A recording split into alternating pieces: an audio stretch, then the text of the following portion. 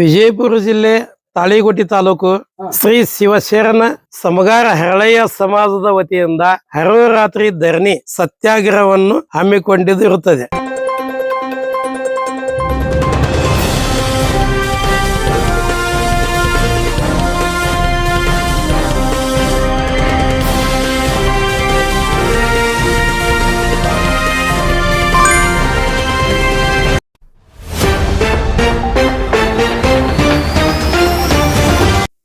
ಎಲ್ಲ ನನ್ನ ಪತ್ರಿಕಾ ಮಾಧ್ಯಮ ಮಿತ್ರರಿಗೆ ತುಂಬ ಹೃದಯದ ನಮಸ್ಕಾರ.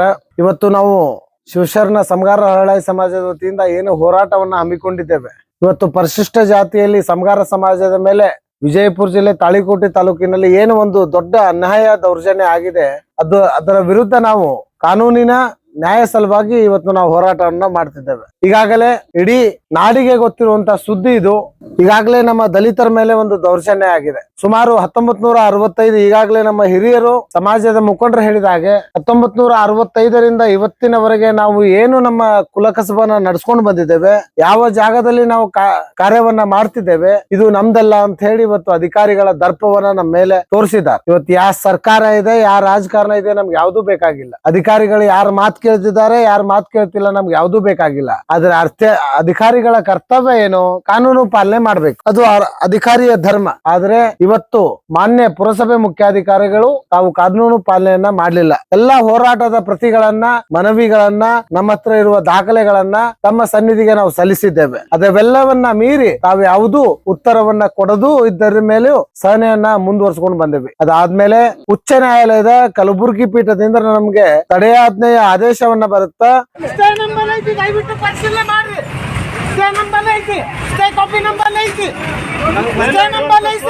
Hello sir. ಹಾ ಸರ್, ಈ ಫೋನ್ ಹಚ್ಚಾತೀನಿ ಎತ್ತತ್ತಿರಲ್ಲ ನೀನು? ಇಲ್ಲ ಸರ್, ಸೈಲೆಂಟ್. ಅವ್ರು ಇವ್ರು ಸಿದ್ಧಾರ್ಥ ಯಾರು ಪ್ರವೀಣ್ ಅಂತ ಎಲ್ಲ ಬಂದಾರ ಇಲ್ಲಿ ಅವರು.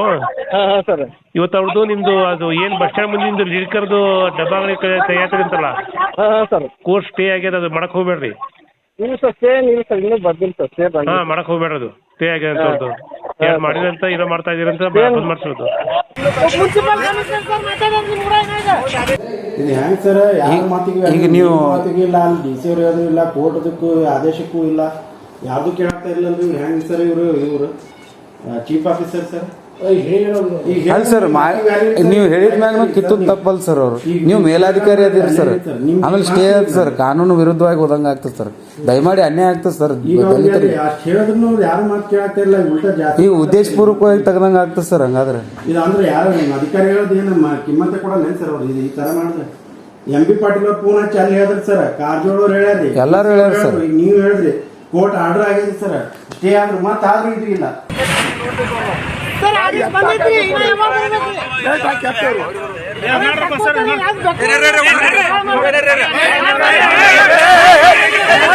ಆ ಆದೇಶವನ್ನ ತಮಗೆ ತೋರಿಸಿದಾಗಲೂ ತಾವು ಮೊಬೈಲ್ ಗಳನ್ನ ಸ್ವಿಚ್ ಆಫ್ ಮಾಡಿ ಜಿಲ್ಲಾಡಳಿತ ಆದೇಶವನ್ನು ಏನ್ ಕಲಬುರಗಿ ಪೀಠದ ಉಚ್ಚ ನ್ಯಾಯಾಲಯದ ಆದೇಶ ಬಂದಿತ್ತು, ಆ ಆದೇಶ ಪ್ರತಿ ತೋರಿಸುವವರೆಗೂ ಮಾನ್ಯ ಪುರಸಭೆ ಮುಖ್ಯಾಧಿಕಾರಿಗಳು ಮೋಹನ್ ಜಾಧವ್ ಅವರು ಏನು ತೆರವು ಕಾರ್ಯಾಚರಣೆ ಮಾಡ್ತಿದ್ರು, ಅಲ್ಲಿವರೆಗೂ ಅವ್ರಿಗೆ ಉದ್ದೇಶ ಇತ್ತು ಇದನ್ನ ಪರಿಪೂರ್ಣವಾಗಿ ತೆಗೆದು ಹಾಕ್ಬೇಕು, ಇವರನ್ನ ಮಟ್ಟ ಹಾಕ್ಬೇಕು, ಈ ದಲಿತರನ್ನ ಇಲ್ಲಿಂದ ನಾವು ಜಾಗ ಖಾಲಿ ಮಾಡಿಸಿ ಇವರನ್ನ ಓಡಿಸ್ಬೇಕು ಅಂತೇಳಿ ಒಬ್ಬ ರಾಜಕಾರಣಿ ಷಡ್ಯಂತ್ರದಿಂದ ಇವ್ರ ಮನಸ್ಸೊಳಗೆ ಇಟ್ಕೊಂಡು ಕೂತಿದ್ರು. ಆದ್ರೂ ಅಲ್ಲಿವರೆಗೂ ಅವರು ಆ ವೇಗವನ್ನ ಪಡೆದುಕೊಂಡಿದ್ದಿಲ್ಲ. ಆದ್ರೂ ಒಟ್ಟಾರೆ ಇದನ್ನ ಮಾಡ್ಬೇಕಂತ ಹೇಳಿ ನಿರ್ಧಾರ ಪಟ್ಟಿದ್ರು. ಯಾವಾಗ ನಮಗೆ ಸ್ಟೇ ಆರ್ಡರ್ ಸಿಕ್ಕಿದೆ ಅಂತೇಳಿ ನಮ್ಮ ಸಮಾಜದ ಮುಖಂಡರು, ನಮ್ಮ ವಕೀಲರು ನಮಗ್ ಫೋನ್ ಮುಖಾಂತರ ತಿಳಿಸ್ತಾರ, ಅದ ಆದ್ಮೇಲೂ ನಾವು ಅವ್ರಿಗೆ ತಿಳಿಸ್ಲಿಲ್ಲ. ಯಾಕಂದ್ರ ನಮ್ಮ ಹತ್ರ ಒಂದು ದಾಖಲಾತಿ ಬೇಕು, ಒಂದು ಆರ್ಡರ್ ಕಾಪಿ ಬೇಕು. ಅದು ಬಂದ್ಮೇಲೆ ನಾವು ಅಧಿಕಾರಿಗಳ ಜೊತೆ ಚರ್ಚೆ ಮಾಡೋಣ ಅಂತ ಹೇಳಿ ಇಚ್ಛೆ ಮಾಡಿದಾಗ ಅದು 12:41 ನನಗ ಆರ್ಡರ್ ಕಾಪಿ ನನ್ನ ಹತ್ರ ನಮ್ಮ ಹಿರಿಯರು ತಂದು ಮುಟ್ಟಿಸ್ತಾರ, ವಾಟ್ಸಪ್ ನನಗ್ ಬರುತ್ತ, ಅದು ಹೋಗಿ ನಾನು ತೋರಿಸ್ತೀನಿ ಅವ್ರಿಗೆ.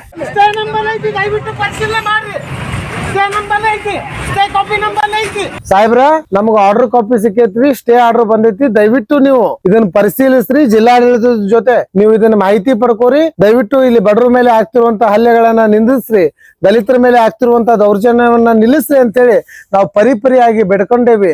ನನ್ನ ಸಮಾಜದ ಹೆಣ್ಮಕ್ಳು, ನನ್ನ ಸಮಾಜದ ಹಿರಿಯರು ಆ ಜಾಧವನ ಕಾಲ್ ಹಿಡ್ಕೊಂಡು ಕೇಳ್ಕೊಂಡ್ರು. ಮಾನವೀಯತೆ ಇಲ್ಲದ ಆ ಮನುಷ್ಯ ನಮ್ಮ ಮೇಲೆ ದೌರ್ಜನ್ಯ ಮಾಡಿದ. ಇದು ನಿಜವಾಗ್ಲೂ ಖಂಡನೀಯ. ದಯವಿಟ್ಟು ನಾ ಎಲ್ಲ ಪತ್ರಿಕೆಗಳ ಮುಖಾಂತರ ಈ ನಾಡಿನ ಜನತೆಗೆ ಕೇಳ್ಕೊಳ್ಳೋದೇನಂದ್ರೆ, ಈ ಒಂದು ಸಣ್ಣ ಸಮಾಜ ಇಲ್ಲೇನು ತೊಂದರೆಗೀಡಾಗಿ ಹೋರಾಟ ಮಾಡ್ತಿದೆ. ದಯವಿಟ್ಟು ತಾವೆಲ್ಲರೂ ಸೇರಿ ನಮಗೆ ನ್ಯಾಯ ಕೊಡಿಸ್ಬೇಕು. ಸ್ಟೇ ಆರ್ಡರ್ ಇದ್ರೂ ಕೂಡ ನಮ್ಮ ಎಲ್ಲ ಅಂಗಡಿಗಳನ್ನ, ಒಟ್ಟು 23 ಅಂಗಡಿಗಳಲ್ಲಿ ಇರುವಂತ ಎಲ್ಲ ಧಾನ್ಯ ಎಲ್ಲ ವಸ್ತುಗಳನ್ನ ನಾಶ ಮಾಡೋದಲ್ಲದೆ ಎಲ್ಲ ಅಂಗಡಿಗಳನ್ನ ರೋಡಿಗೆ ತಗೊಂಡ್ಬಂದಿಟ್ಟಿದ್ದಾರೆ. ಅವತ್ತಿನಿಂದ ಇವತ್ತಿನವರೆಗೂ ಈಗಾಗಲೇ ನಾವು 3ನೇ ದಿನಕ್ಕೆ ಹೋರಾಟ ನಮ್ದು ಕಾಲಿಟ್ಟಿದೆ. ಇದು 3 ದಿನ ಅಲ್ಲ, 100 ದಿನ ಆದ್ರೂ ಈ ಹೋರಾಟವನ್ನ ಕೈ ಬಿಡೋದಿಲ್ಲ. ಮಾನ್ಯ ಜಿಲ್ಲಾಧಿಕಾರಿಗಳು ಈ ಸ್ಥಳಕ್ಕೆ ಬರಬೇಕು, ನಮ್ಮ ಬೇಡಿಕೆಗಳನ್ನ ಕೇಳಬೇಕು, ಆಲಿಸ್ಬೇಕು. ನಮ್ಮ ಬೇಡಿಕೆಗಳೇನಂದ್ರೆ, ಮೊದಲೇದು ನಾವು ಯಥಾಸ್ಥಿತಿಯಲ್ಲಿ ಜೀವನೋಪಾಯವನ್ನು ನಡೆಸ್ಕೊಂಡು ಹೋಗ್ತಿದ್ದೇವೆ. ವಾಪಸ್ ನಮ್ಮ ಆ ಸ್ಥಿತಿಗೆ ಅಂಗಡಿಗಳನ್ನು ನಿರ್ಮಾಣ ಮಾಡಿ ನಮಗೆ ಕಾರ್ಯವನ್ನ ಮಾಡೋದ್ ಮುಖಾಂತರ ನನ್ನ ಕುಟುಂಬ, ನನ್ನ ಸಮಾಜ ನಡೆಯುವಂತ ವ್ಯವಸ್ಥೆಯನ್ನ ಮಾಡಿಕೊಡ್ಬೇಕು. ನಮ್ಗೆ ಆಗಿರುವಂತ ಹಾನಿಗಳನ್ನ ನಮಗೆ ತುಂಬಿಸ್ಕೊಡ್ಬೇಕು. ಪುರಸಭೆ ಮುಖ್ಯಾಧಿಕಾರಿ ಇಂಥ ಕಾನೂನನ್ನ ಮೀರಿ, ಕಾನೂನನ್ನ ಉಲ್ಲಂಘನೆ ಮಾಡಿ ಈ ದಲಿತರ ಮೇಲೆ, ನಮ್ಮ ಬಡವರ ಮೇಲೆ ದೌರ್ಜನ್ಯನ ಮಾಡಿದಾನ, ಆ ಮುಖ್ಯಾಧಿಕಾರಿಗೆ ಕಠಿಣ ಕಾನೂನಿನ ಕ್ರಮ ಕೈಗೊಳ್ಳಬೇಕು. ಅಂತ ವ್ಯಕ್ತಿ ಇಂಥ ಉನ್ನತ ಸ್ಥಿತಿಯಲ್ಲಿ ಇದ್ದು ಸೇವೆ ಮಾಡುವಂತ ಅಗತ್ಯ ಈ ಸಮಾಜಕ್ಕೆ, ಈ ನಾಡಿಗೆ ಇಲ್ಲ. ಅವನ್ನ ಅಮಾನತ್ ಮಾಡಬೇಕಂತೇಳಿ ನಮ್ಮ 4 ಬೇಡಿಕೆಗಳನ್ನ ಜಿಲ್ಲಾಧಿಕಾರಿ ಮುಖಾಂತರ ಸರ್ಕಾರಕ್ಕೆ, ರಾಜ್ಯಪಾಲಕರಿಗೆ ನಾವೆಲ್ಲರಿಗೂ ಆಗ್ರಹಿಸ್ತಾ ಇದ್ದೇವೆ. ಆ ಹೋರಾಟವನ್ನ ಮಾಡ್ತಿದ್ದೇವೆ. ಈ ಹೋರಾಟವನ್ನ ನಾ ಕೈ ಬಿಡೋದಿಲ್ಲ. ಈ ಮಾತು ನಂದಷ್ಟೇ ಅಲ್ಲ, ಇಡೀ ನನ್ನ ಸಮಾಜದ ಮಾತಿದೆ. ಇಲ್ಲಿ ಇವತ್ತು ಚಿಕ್ಕ ಯುವಕರಿಂದ ಹಿರಿಯಾದ ಮುದುಕರವರೆಗೂ ನಮ್ಮ ಜೊತೆಗೆ ಈ ಹೋರಾಟಕ್ಕೆ ಸಾಥ್ ಕೊಡ್ತಿದ್ದಾರೆ. ದಯವಿಟ್ಟು ಮಗದೊಮ್ಮೆ ತಮ್ಮಲ್ಲಿ ವಿನಂತಿಯನ್ನ ಮಾಡ್ಕೊಳ್ತೇನೆ, ತಾವೆಲ್ಲರೂ ನಮ್ಗೆ ಶಕ್ತಿ ತುಂಬಿ, ತಾವೆಲ್ಲರೂ ನಮ್ಗೆ ಧೈರ್ಯ ತುಂಬಿ ಈ ಹೋರಾಟಕ್ಕೆ ನಮ್ಗೆಲ್ರಿಗೂ ಜಯ ಸಿಗುವಂಗೆ, ನ್ಯಾಯ ಸಿಗುವಂಗೆ ತಾವೆಲ್ಲರೂ ಮಾಡಿಕೊಡ್ತೀರಂತೇಳಿ ಭಾವಿಸ್ತೀನಿ. ತಾವೆಲ್ಲರೂ ನ್ಯಾಯ ಕೊಡಿಸ್ತೀರಂತೇಳಿ ಪತ್ರಿಕಾ ಮಿತ್ರರಲ್ಲಿ ಮತ್ತೊಮ್ಮೆ ವಿನಂತಿಯನ್ನ ಮಾಡಿ ಜೈ ಭೀಮ್ ಅಂತ ಹೇಳಿ ನನ್ನ ಮಾತನ್ನ ಮುಗಿಸ್ತೇನೆ. ವಿಜಯಪುರದ ಜಿಲ್ಲಾಧಿಕಾರಿ ಮಿಸ್ಟರ್ ಟಿಬು ಬಾಲನ್ ಎಚ್ಚರಗೊಳ್ಳಬೇಕು. ಈತ ಎಲ್ಲಿಗೆ ಕಾಲಿಟ್ಟರೂ ಅನ್ಯಾಯ ಅಕ್ರಮಗಳ ತಾಣವಾಗುತ್ತದೆ. ತನ್ನ ಅಧಿಕಾರವನ್ನು ಕೆಳ ಅಧಿಕಾರಿಗಳಿಗೆ ನೀಡಿ ನಾಗರಿಕರ ಜೊತೆ ಚೆಲ್ಲಾಟವಾಡುವ ಚಾಳಿಯಿಂದ ಬಾಗಲಕೋಟ್ ಜಿಲ್ಲೆ ಬರ್ಬಾದಾಯಿತು. ಈಗ ವಿಜಯಪುರದ ಸರದಿ. 1965ರಿಂದ ತಮ್ಮ ಹೊಟ್ಟೆಪಾಡಿಗಾಗಿ ತಾಳಿಕೋಟ್ ಬಸ್ ಸ್ಟ್ಯಾಂಡ್ ಮುಂದೆ ಚಿಕ್ಕ ಪುಟ್ಟ ಅಂಗಡಿಗಳ ಹಾಕಿಕೊಂಡವರಿಗೆ ಬೀದಿಗೆ ನಿಲ್ಲಿಸಿದ್ದು ಟಿಬು ಬಾಲನ್ ಅಧಿಕಾರದಲ್ಲಿ. ವಾಹ್, ಕ್ಯಾ ಬಾತ್ ಹೈ. ಟಿಬು ಬಾಲನ್ ಆಶ್ರಿತರನ್ನು ಅಭಿವೃದ್ಧಿಗಾಗಿ ನಿರಾಶ್ರಿತರನ್ನಾಗಿ ಮಾಡಿ ಬೀದಿಗೆ ತರಬೇಕೆಂದು ಯಾವ ಸಂವಿಧಾನದಲ್ಲಿ ಬರೆದಿದೆ? ಬಡ ಕುಟುಂಬಗಳು ಕಾನೂನು ಮೊರೆ ಹೋಗಿ ನ್ಯಾಯಕ್ಕಾಗಿ ಹಂಬಲಿಸುತ್ತಿದ್ದಾರೆ. ಅಂತವರ ಕಣ್ಣೀರು ಒರೆಸುವ ಯೋಗ್ಯತೆ ಈತನಿಗೆ ಇಲ್ಲ ಎಂದರೆ ಜಿಲ್ಲೆಯ ಗತಿಯೇನು? ಈತನಿಗೆ ಇಲ್ಲಿ ತಂದು ಕೂಡಿಸದವನು ವಿಚಾರ ಮಾಡಬೇಕಾದ ವಿಷಯ.